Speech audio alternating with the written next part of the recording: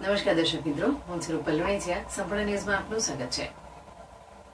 ડીસામાં વિકાસની વાતો વચ્ચે ગટરમાં થઈને શાળાએ જવા માટે બાળકો મજબૂર બન્યા છે. ભોપાનગરની આજુબાજુના ઘણા સમયથી ઉભરાતી ગટરના પાણીનો નિકાલ ન થતા બાળકો ગટરમાં થઈને શાળાએ જઈ રહ્યા છે.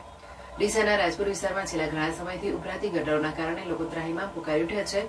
દર વખતે નગરસેવકો મત મેળવવા માટે વિસ્તાર ખોદી વળે છે અને લોકો મત આપી જીતાડે છે, પણ ચૂંટણી પછી એ જ નગરસેવકો આ વિસ્તારમાં ફરકતા પણ નથી. તેના કારણે છેલ્લા ઘણા સમયથી ગટરની સમસ્યાથી અહીંના લોકો ત્રસ્ત થઈ ઉઠ્યા છે. ભોપાનગર વિસ્તાર અને આજુબાજુના શાળામાં જતા વિદ્યાર્થીઓને ગંદા પાણીમાં થઈને પસાર થવું પડે છે.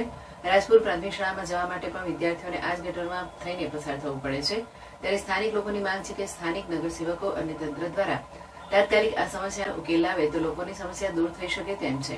આ અંગે સ્થાનિક રહેવાસી વેરસિંહભાઈ એ જણાવ્યું હતું કે વર્ષોથી ભોપાલનગરમાં આવેલ ખરાબ ગટર ખરાબ હાલતમાં પડી છે.